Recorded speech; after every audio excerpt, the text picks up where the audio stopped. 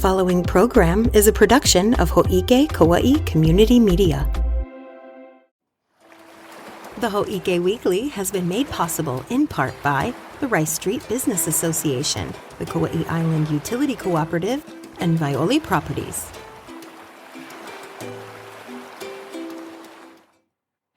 Aloha, Kauaʻi. Now, if you follow our socials, you already know the staff here at Hōʻike has grown by one. And if you don't follow our socials, why not? Do it now while I tell you about our newest staff member, Olivia Franco. She's born and raised on Kauai's west side. She's absolutely brilliant, and she's our new county producer and social media manager. She's also pretty mean with the camera. Check out this picture behind me. And she's even meaner with her social media posts. So if you've been liking what you see on our feeds lately, it's all Liv's doing.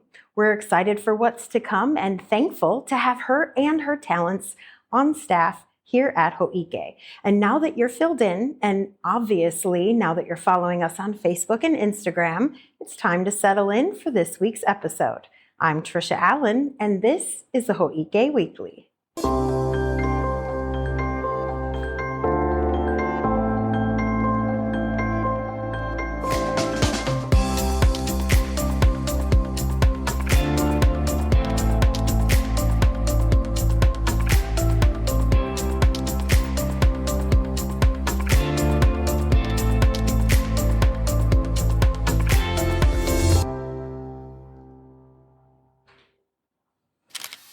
All right, Kauaʻi, it's Newsflash time. Our island may be small, but there's a lot happening around here, and you have things to do. So let's give you the latest in a short and entertaining way so you can go about your week informed. The Surfrider Foundation's Kauaʻi chapter released results from its August 17th water quality testing, and they weren't that great. Just about half of the 22 sites that were tested showed high levels of Enterococcus, which is the bacteria present in fecal contamination. If you favor Pakalas, Waiʻohai, Rock Quarry, or Waikoko for surfing, you have nothing to worry about. Bacteria levels were the lowest in those areas. Other relatively safe beaches include Anahola Bay, Kealia, Kalihiwai, Kalapaki Bay, and Anini. Areas that tested high for bacteria and therefore should be avoided include Moloa'a Stream, which showed alarmingly high levels of bacteria, as did Makua Tunnel Stream, Hanamaʻulu Stream, Hanalei River and Hanalei Bay, Nawiliwili Stream, Wainiha Stream, and the Waimea River mouth, along with Hanamaʻulu Bay Beach and Kaloa Landing, or Waikomo. Medium bacteria levels were found at Middle Surf, First Ditch, and the Wailua River Park, so you can decide for yourself on those. The contamination is primarily linked to the island's 14,000 cesspools, which are required to be upgraded by 2050. Residents are advised to avoid polluted waters and follow health guidelines. In related icky news, the Kalalau section of the Nepali Coast State Wilderness Park is being temporarily closed due to a gastrointestinal illness outbreak with symptoms like nausea, vomiting, and diarrhea. Since August 14th, 24 hikers have reported falling ill, with one person having to be evacuated. The Department of Health suspects Norovirus is the culprit, although tests are still being conducted. This closure starts today, September 5th, and will last for about 7 days. The Department of Conservation officers were on site yesterday to assist hikers, check on remaining campers, and provide medical assistance if needed. Affected permit holders can reschedule or request refunds by emailing dlnr.dsp.permits@hawaii.com. And if you've recently been on the Kalalau Trail, officials suggest monitoring yourself for symptoms. So far, those have contracted the illness have been getting better on their own, but if symptoms don't improve within 24 to 48 hours, or if the symptoms are severe, please seek medical care promptly and report the illness when you're able by calling the Disease Investigation Branch at 808-586-4586. We reported this a couple weeks ago, but the time has now come for the Lihue Refuse Transfer Station to be closed for renovations from September 11th to November 1st as part of an island-wide improvement project. During the month-and-a-half closure, residents can take trash, green waste, and other items to the Kapa'a or Hanapepe transfer stations, but large bulky items should go to the Kekaha landfill. As always, scrap metal or e-waste can be dropped off at Puhi Metals Recycling Center. The adjacent Kauaʻi Resource Center will remain open, though, for specific recycling services, and Reynolds Recycling will continue to operate as usual. For more details, you can call 808-241-4841 or visit kauaʻi.gov/recycling. We scour all the sources we can to keep you informed, Kauaʻi, but so do our friends over at Kauaʻi Now News, and they're pretty fantastic at getting the scoop on what's happening around here. So let's take a quick look at what they've dug up so far at kauaʻinownews.com. First article up is one about Kaulunani Urban and Community Forestry. It's a DLNR division of Forestry and Wildlife Program, and they're awarding some money to 7 forestry projects across the Hawaiian Islands. The chosen projects inspire tree protection and urban forestry management, engage and educate community members at native forest restoration sites, and provide technical support to help fruit tree growers maximize yields and minimize waste. I bet you want to know who was awarded the funds on Kauaʻi, don't you? Well, our winning project was by Malama Kauaʻi, and it's called Village Harvest, engaging and educating Kauaʻi residents in community forestry. This Malama Kauaʻi program will put those awarded funds to good use by investing in local fruit and tree nurseries and by hosting educational events to improve the management of fruit trees island-wide. Another article written by Scott Junker is about how Kauaʻi is leading the charge when it comes to rounding up invasive species of fish. It says that Kauaʻi is in the lead of the first Hawaii Invasive Species Roundup. It's a free statewide fishing challenge that's targeted several fish: roi, or peacock grouper, ta'ape, or blue striped snapper, ta'au, or blacktail snapper, and tilapia. The challenge began July 31st, and by Thursday, 35 Kauaʻi fishermen and women earned a combined 2.42 points, or 261 catches. The challenge ends September 14th. The app behind the contest is called My Catch, and this app keeps the secret spots of the anglers secret, so no need to worry there. Data collected throughout the Invasive Species Roundup will be presented in mid-September at the 154th annual meeting of the American Fisheries Society in Honolulu.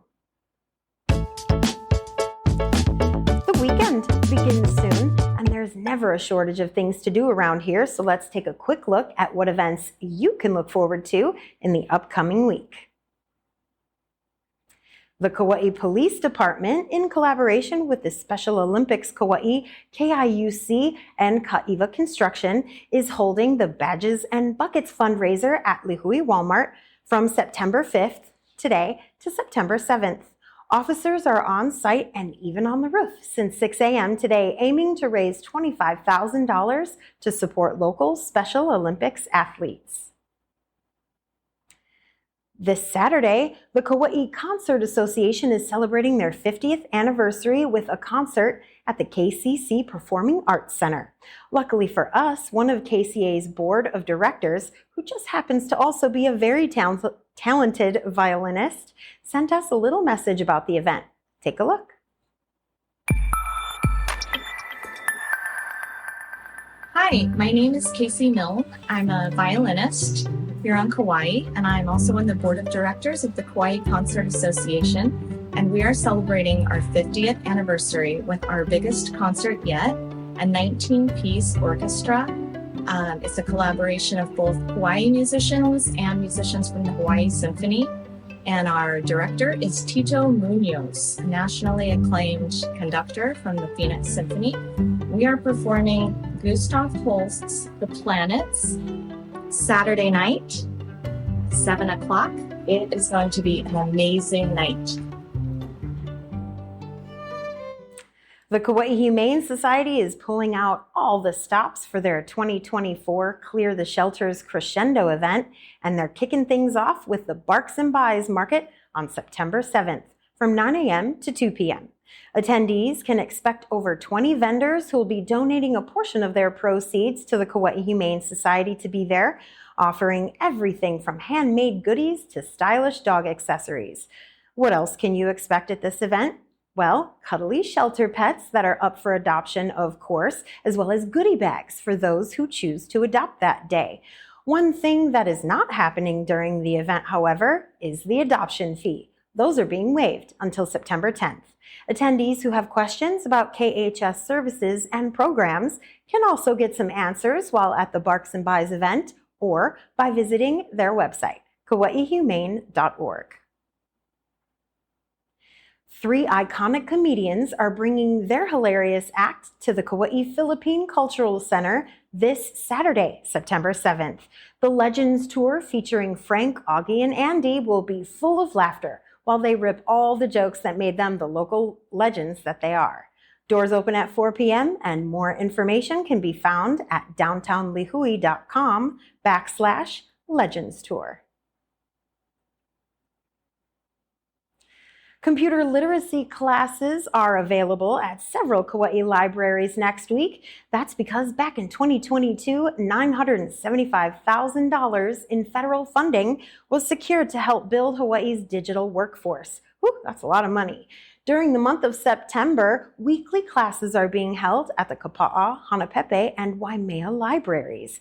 This next class coming up will teach Internet Basics, where attendees can learn the fundamentals of the Internet, what it is, how to connect, and how to browse the web. Navigating websites, URLs, and search engine usage will also be covered. Waimea Library is holding their class on September 10th at 10 a.m.